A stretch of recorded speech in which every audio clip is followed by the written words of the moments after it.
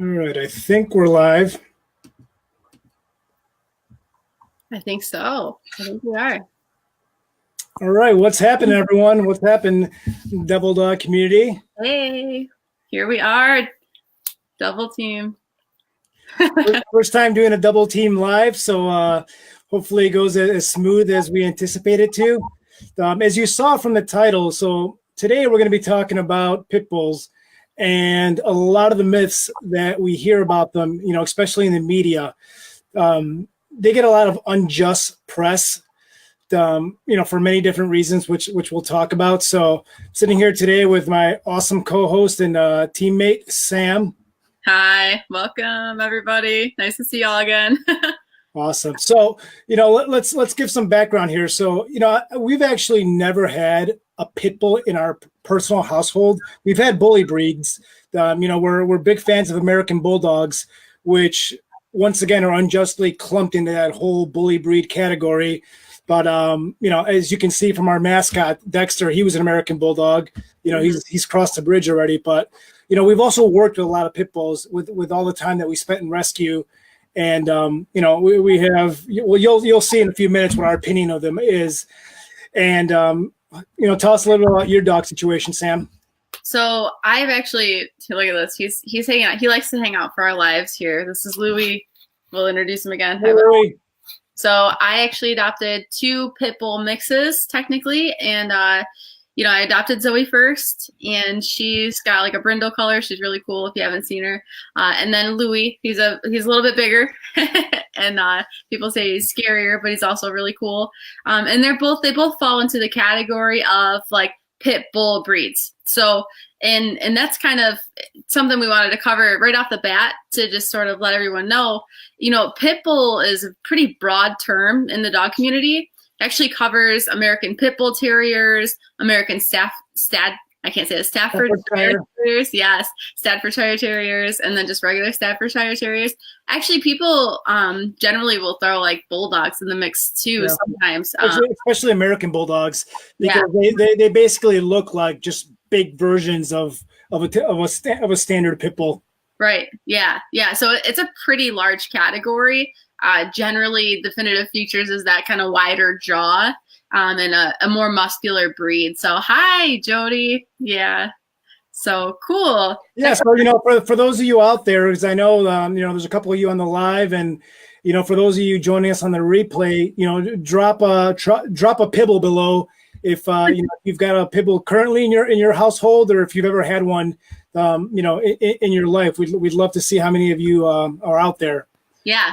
For sure. I know Jody. Hey, Jody. Yeah, I definitely know Teddy. He's got a little pit bull in him. So yeah, and he's one of the most amazing dogs that we've ever come across. Yeah. Not just with humans, but with other animals in social settings. I mean, it doesn't matter. That dog is just. Yeah, we'll be talking about him a little bit later, I'm sure. So. Yeah. So you've got two dogs now. You had one of them before you had children, so I guess that's a good starting point. Yeah. I'm going a little bit off the notes that we talked about, but this will be easy for you to answer, because I know that's probably the first myth that we're going to tackle, is that you can't trust these dogs around children. So what's been your experience with your dogs? And I know you have two young ones now, a really young one and a young one. So, what's been your experience? So I actually had both of my dogs before I was even pregnant with my first daughter. So they were definitely king and queen of the home. I mean, I'm always alpha, so was my husband, but they definitely were our babies. And so I was a little nervous about introducing, and I made a whole live about sort of my thoughts with that and some of the misconceptions I heard when I was pregnant. But honestly, since having them, they definitely know the hierarchy. I've made it really clear that Bella is, above them. And that's been really, really important for them respecting her. I mean, we were in the yard just the other day, and Louie was playing with his ball and knocked her over. She started crying. You would have thought that I would have beat him or something. His ears went back. He tucked his tail. He ran away. He felt so bad because he knew. Because he understands the hierarchy that you've established in the house, which is exactly what you need to do. Mm-hmm. So I haven't had any issues at all. They are so good and patient, and she'll run around. She's crazy. She's got high energy, and they are just so patient. Especially my male dog here. which people find him scarier, but he is so patient and loving with her, and it's really cool to see. So. And they were both rescues, correct? Both your dogs? Both rescues, different kind of rescues too. I mean, I know Safe and Sound kind of went through some stuff here, but that's where I adopted Zoe from at first. And then Louie, I actually took Zoe to the Humane Shelter, the Humane Society of Oakland County, and had her. She picked Louie. So just wanted to see who we would bring dogs out and she'd play with them. So it was pretty cool. Yeah. Now, did you get them when they were young? You know, where were they at in life when they came into yours? So Zoe was about a year old, and Louie, they said that he was about a year old as well, but I really think he might have been a little bit younger, but he had a little bit more abuse in his past. I could tell just certain things that would make him feel like fearful or uncomfortable, different situations with men, especially. Yeah. But now they're both like 3 and 4, and they've really grown past a lot of those experiences they had when they were puppies. So. Awesome. So this is kind of a good segue to the next myth on our list, which is all pit bulls are mean and vicious. You know, I know you've sort of touched on that topic, but obviously within the house you have the hierarchy established. You know, what have you found in general? You know, with your dogs and then other pit bulls that you've had interactions with, as far as how their demeanor is, you know, with people outside of the house. I would say, you know, I wouldn't personally put them in a category of being mean or aggressive by any means. And I know there's a lot of history about where that comes from, and we can touch on that in a moment. But, you know, the biggest thing is after the hierarchy is established, I mean, they're gentle giants. And also Zoe, my female dog, she's actually a little bit more testy. She'll let my daughters know when she's had enough, and she'll growl, but never like get aggressive or anything like that. She just kind of tucks her tails and growls and runs away. And I just have to explain to my children too, like, okay, she's telling you, you know, she's had enough. She's ready to, she's done playing now. And the only other thing I can think is the amount of energy that pit bulls have. And it's really important if you have a high energy dog that you're doing things to alleviate that. And by taking them for walks, exercising, playing fetch, things like that. Otherwise, when you have company over, it can be a lot at the door. I don't know if anyone's been to a pit bull owner's house. They are just so excited to see anybody. I mean, their tail wags so hard, their whole butt's moving, you know? Yeah. So, you know what? And that's hey Jamie, how are you? And that's a great transition to the next point, the next myth, that treadmills are only used to get dogs ready to fight. I don't know if you ever personally have used a treadmill with. I haven't, but okay. So I can talk a little bit about this because we have, when we had our other gym in actually in our last 2 homes, we've had treadmills. We don't have one anymore, but you know, with us being in Michigan, obviously doing long walks is not feasible all the time. Right. And like you said, there were situations where we knew, you know, either people were coming over or something was going on where we didn't want all that pent up energy. And it's incredible how much you can really release with that energy, putting them on a treadmill. Right. And it got to the point where they got so good at it that I can practically put them on without a leash. And they would just jog. I would just set it, at a very moderate speed where it would just be a light trot. I mean, and in some cases they'd go 30, 40 minutes, and it was never anything exerting. But after that, when they'd come back upstairs and we'd have either people over or whatever, they'd have that initial excitement when they walked in the door. But 5 minutes later, they'd just be plopped off on the floor, off to the side, just because it was a great energy release mechanism for them. Right. And just to be proactive as a doggy parent and say, okay, I'm going to do my guests a favor and my dogs a favor. And that's really great. Yeah. I mean, treadmills do have a bad rep because of the history of dog fighting and things like that. But yeah, a lot of dog owners, especially in wintry weather conditions, use it, and it's really helpful. So yeah, you know what? And also going back to when Amanda and I were heavily involved with dog rescue with Better Life Canine Center down in Redford, Michigan, they basically had a great setup because they had a gym that Brenda and Randy operated, and so they had a lot of treadmills, and they also had a lot of treadmills in their home.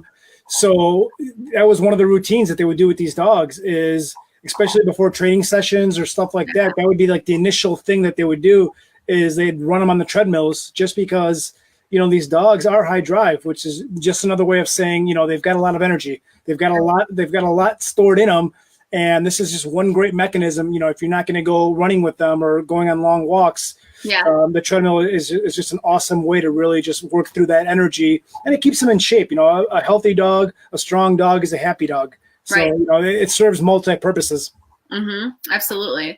Absolutely. Yeah. All right. So let's jump to the next myth. I always giggle when I see this one, because in my head, I think, how is this number figured out? But pit bulls have 1,600 PSI in jaw pressure. Right. That's not true. I've also heard too they have the locking jaws. Yeah, we can clump those two myths together: the 1,600 PSI and the locking jaw myth. What have you found when it comes to those myths, as far as your research and whatnot?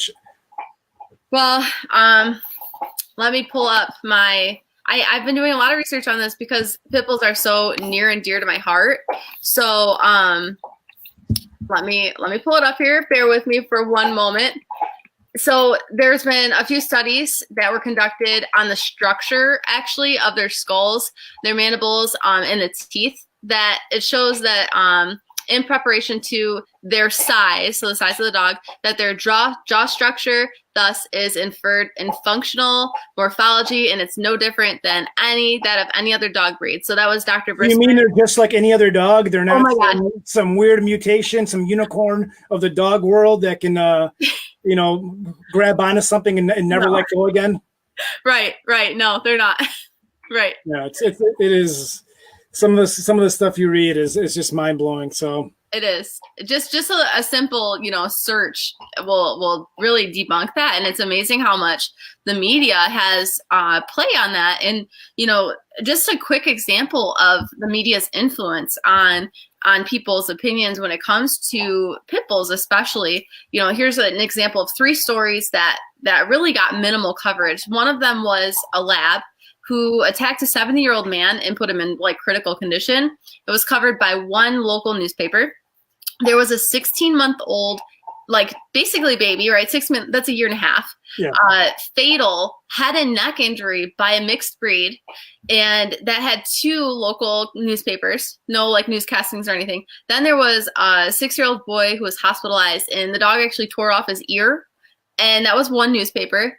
So then you have a 59-year-old woman. She was hospitalized because she was attacked by 2 pit bulls. There was 230 news worldwide articles, and it was covered by CNN, MSNBC, and Fox News. And so, of course, you're going to have 3 very, significant dog fight, injuries, and it's not even covered. But it really goes to show how much influence, and that's why, unfortunately, pit bulls are taking the hit for that. So. Right. Yeah, what's gonna get more clicks? Crazy pit bull or out of control lab? Right. Right. Like you said, with them, it's all about readership, clickship. The numbers. So, and unfortunately, pit bulls get a lot more views and a lot more promotion. What's that? We've seen the cycle throughout, history with different dogs being featured. It was Rottweilers and different things. I know Dobermans were. Dobermans. I remember the Doberman phase that they went through. They're probably like, oh, thanks, pit bulls. You took the heat off of us. Right. Yeah. So it's definitely influenced by the media. Yeah, so let's stay on that ridiculousness topic. And another one that I see quite often is that pit bull brains swell and never stop growing. That's why eventually they snap and go crazy. How do you want to address that one? It really did start with the Doberman, and it's been said about the game breed dogs just in general. But the concept of an animal's brain swelling or growing too large, somehow causing the animal to go crazy, it's just not based in any truth.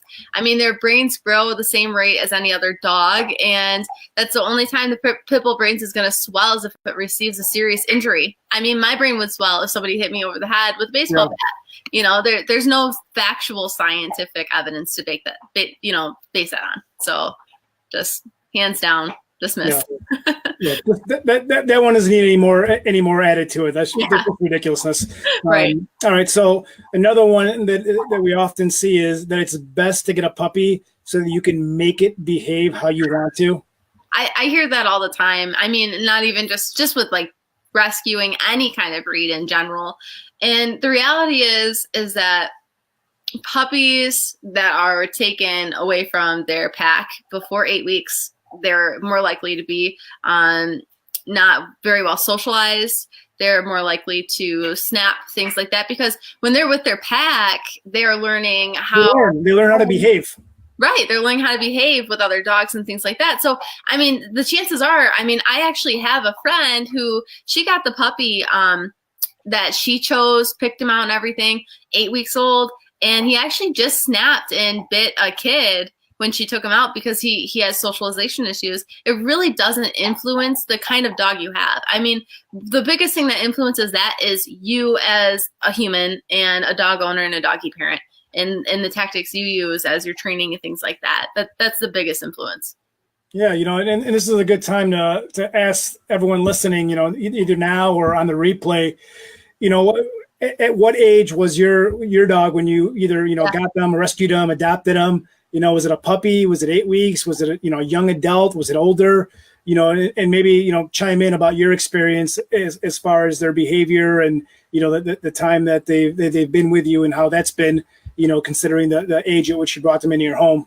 Right. I mean, Jody, if you're still watching, I mean, I just read Teddy's story the other day and he was, did you say 8? Oh no, he was 3 or 4. Okay. But still 3 or 4 years old. That's pretty old in doggy years. So. Well, and the thing too is I know especially with American Bulldogs, I have to imagine it's pretty similar with pit bulls and Staffordshires and bully breeds in general, is that it takes them a little bit longer to mature. So, I've read in a lot of places that's kind of actually like the ideal point. Yeah. And maybe ideal is not a good word, but that's when you're really going to start to see, how the dog's going to be long-term, because they've developed, pretty much to full maturity. They're just they're so calm. They're 3 and 4 now. So they just, yeah. That's how it was with Dexter. I mean, I remember it was, and maybe Amanda can chime in here if she's listening. He was a nut. I mean, we got him very young. He wasn't separated early. We waited until the right age. I can't remember if it was 10 or 12 weeks, but when we brought him into our home, and he was high energy, high strung, everything. And it was almost like a switch. It was like the day after his second birthday, he was like mellow dog. Yeah. But every single day up to that, it was like nonstop, high energy. And then it was like, take a chill pill, and it literally happened like starting from two years, 1 day old. And, he was chill until the very end. Yeah. It's crazy that age when it hits, and so, but since we're talking about like temperament and age and things like in regards to nature versus nurture a little bit here, so pit bulls actually scored above golden retrievers, which is surprising, in their temperament testing. Their temperament testing is 86.8%, followed by golden retrievers at 85.2%. And the lowest was Chihuahuas at 68.3%. And they they do a variety of different, situations and exposures when they're doing this temperament testing. I mean, things like bringing them up to strangers and stuff like that. I have a neighbor who has a Chihuahua, and you would think that dog was a 200-pound, bulky thing, the way it approaches the fence. And it definitely, I don't know if it's size or anything, but yeah. So, hey, Brittany, thanks. Yeah. You got to throw some pictures up there of Louie and Zoe. Yeah, I'll put some up. But Brittany took care of them when I was in Florida for me. She said they're the best. Gentle giants. Awesome. All right, so let's move on to the next myth here. A pit bull that is aggressive towards other dogs will also be aggressive towards humans. Right. So your dogs aren't aggressive towards other animals. So I know that you personally probably don't have much experience with that, but I'm sure you've looked into the topic. What are your thoughts on that one? So I have a cat, and I've never really had any issues. Sometimes my dog's like, oh, she's running, I'm going to chase her. But it definitely no aggression towards other animals. But these are two really distinctive traits. They shouldn't be confused unless the pit bull's been poorly bred or purposely trained to attack humans, they're generally going to be lovers. I mean, they love humans. They're so excited to see them. So in fact, they're like one of the most loving breeds. Like I said, I mean, their tails wag so hard whenever they see somebody new that they can't wait to meet. And unless there's been some sort of like abuse or trauma, maybe a fear response with a specific, you know, like Louis had a little bit of issues with men in the beginning. You know, they're really distinctly different. That's all I can say about that. Yeah, you know, and like you said, fear is different than aggression. You know, he was just overly cautious, probably because of his experiences and his background and what he went through before he came into, you know, into your world. So, you know, and this actually goes hand in hand as I'm looking at the list here with another one of the big myths that we see, which is once a fighting dog, always a fighting dog, which couldn't be farther from the truth, because, you know, one of the things that really stuck with me is when I saw you know, I'm sure there's been several, but there was a main one. It was a Michael Vick documentary, you know, the Vick dogs. You know, I'm sure at this point most people know he was a horrible man that ran this massive dog fighting ring that was busted, and you know, this is something that was going on for years, and the stuff he did to these dogs was just, I'm not even going to mention it, but it's heartbreaking. Yeah, there was 25 specific dogs that were featured in this documentary, you know, and these are 25 like the ones that had it the worst, and the recoveries that they made, and there were some that had to be without, you know, couldn't be around other dogs for the remainder of their days. But the one thing that was overwhelming is that all of them were completely not just fine with humans, but like more than fine. They were like next level relieved. It was like they were finally safe, and they showed it. Like the love and the compassion and the trust that, you know, and in some cases that took time to build up to, but they all got there and just went on to lead incredible lives. And, you know, and there was actually quite a few of them that were able to be commingled or coexist with other animals, you know, once they went through a transition period, and do amazing with other animals. And these were some of the, you know, like I said, some of the ones that were used most aggressively in his dog fighting ring. And, you know, their lives were turned around with just love and patience and training and compassion. Probably one of the most infamous, you know, dog fighting things. You know, Jody just said the forgiveness and love they have is inconceivable. Hearts as big as their heads. Yeah, and it's big. I mean, Teddy is Jody's dog, and we talked about him earlier, but he was actually, you know, bred for dog fighting, and she ended up taking him in, and, you know, he is the sweetest, calmest, like Prince Charming. You know, he's really fantastic, and they know. I think the reason why Louis is such a lover, and he is just so grateful to get any kind of affection, because he knew the exact situation he came out of. He knew he was saved. You know, that actually goes back to a dog that Amanda and I rescued. One day it's crazy how life works out. We were going somewhere, and it was a time sensitive thing, and we were running late, and I'm like, oh, let's go. And for whatever reason, we were running like 15, 20 minutes late.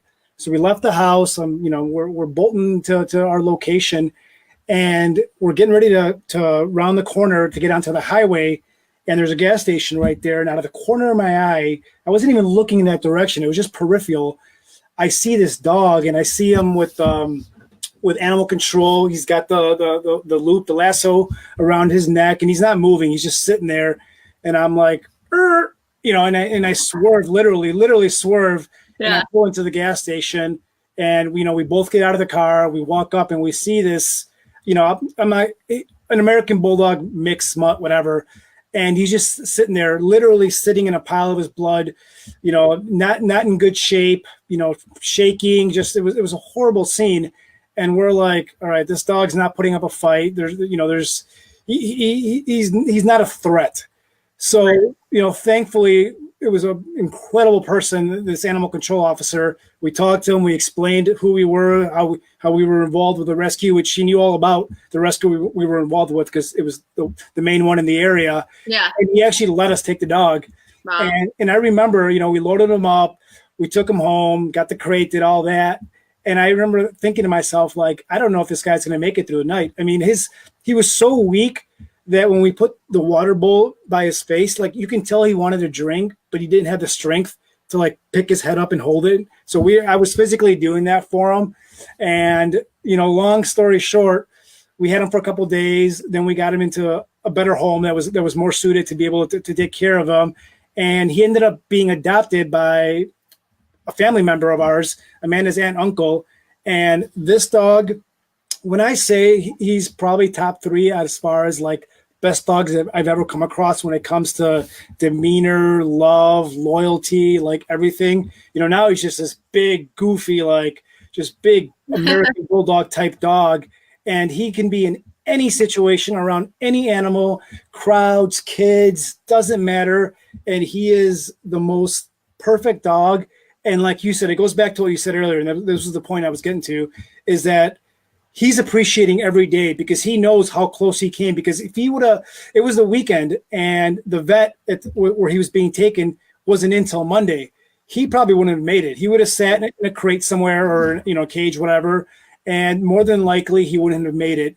And I think he knows that. And I think he knows it by being rescued and by being given this second chance that he's going to love and appreciate every second of his life. So, the sad thing with this dog right here, Louie, is that when Zoe chose him, the person from the rescue that was helping us from the Humane Society, she said, "Wow, I didn't think he was going to get adopted," and they actually hadn't neutered him, And it's pretty common, like they'll especially Humane Societies, like if they take in a puppy, they're gonna get neutered and everything because they know the puppy's gonna get adopted. But when they have like these male dogs like this, and they're not really sure, they're not gonna invest the money in the surgery and stuff until they have the adoption papers in hand. And that was the case with Lou, and it just really hit me. I was like, wow, if perhaps like Zoe hadn't chose him, like who knows what would have happened. And he's seriously like this the most loving and kind dog. And I really believe that goes back to he really knew the situation he was in. And yeah, he is spoiled. Good. He should be. So we're coming up on 30 minutes. So we'll tackle one more myth, which is, I know it's going to make you giggle. Only bad people keep pit bulls, right? Yeah. I mean, if you knew me, I know you've got your gangster side, but I do.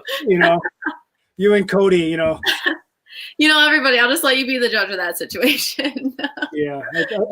That's just, I really can't believe that that's even in circulation, but and on one hand I can. And my friend, Andrea, just told me the other day, she was just scrolling Facebook and she saw 10 reasons why you shouldn't adopt a pit bull. And my heart just broke. I was like, come on, why is that even out there? And I'm sure we've probably addressed most of them and for lack of a better word, the BS that probably most of those 10 reasons are. Yeah, absolutely. I did want to just throw out there one other thing. And I know it's so frustrating when you are a pit bull owner or any kind of bully breed owner when you're trying to find places to rent and things, it can be so frustrating to have that breed specific legislation or restrictions. And there's like $250,000 a year towards certain states that will spend on programs like this that result in no reduction in dog bite incidences and things. They're targeting specific breeds. It doesn't work. You would take that money and just invest it into training, like a program for people when they're adopting a dog on how to take care of them. Certain training things they can do would result in so much better of results for dog bites. And I really wish that governments and, states would really get that point, that it really comes down to the owner. And I know Cesar Milan would back me up on this. A lot of people would back you up. Yeah, you're absolutely correct about, people, especially people that are, that aren't looking to buy a home, but are looking to rent, whether it's a home or an apartment or a condo. Mm-hmm. Even the ones that do allow dogs, a lot of times they do have those restrictions. And, sadly, probably the number one dog on that list when there is a restriction is the pit bull, and it's horror. It's horrifying. One cool thing that I just saw earlier this week, I can't remember what city it was in.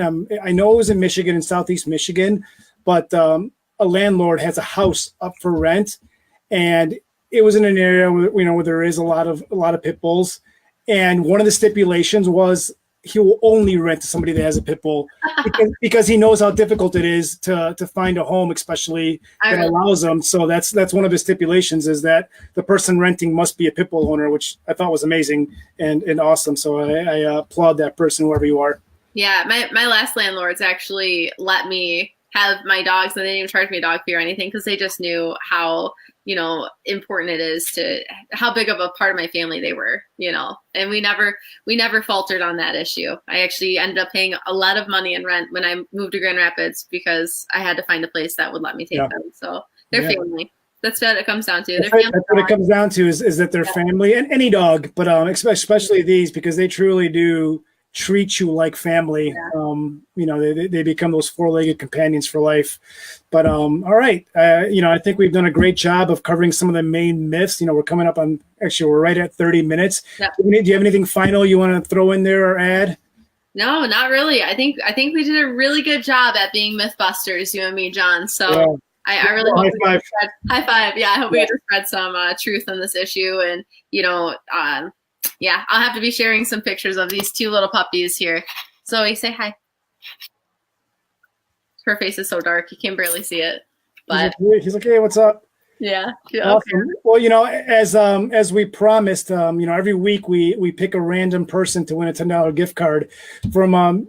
Did you pick one from last week yet, or no? I actually haven't. I haven't looked.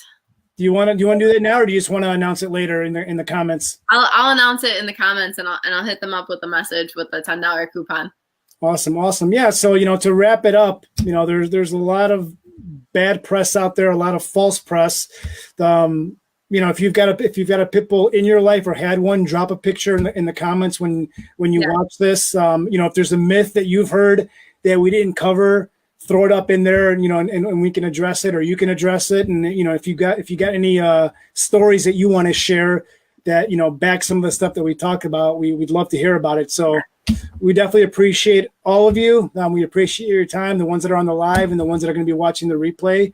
And we'll see you again next week. We don't have a topic yet, so stay tuned. We'll announce it in our newsletter, which if you haven't signed up for that, make sure you do. Just go to www.doubledogpetco.com. There's a box at the bottom where you can sign up for our newsletter, and we will see. Hey, Kyle, what's up, bud? We're just wrapping up, but you can watch the replay. Join us next week, 8:45 p.m. on Thursday nights. Yep. All right. Good night, everyone. Bye. Thanks, everybody.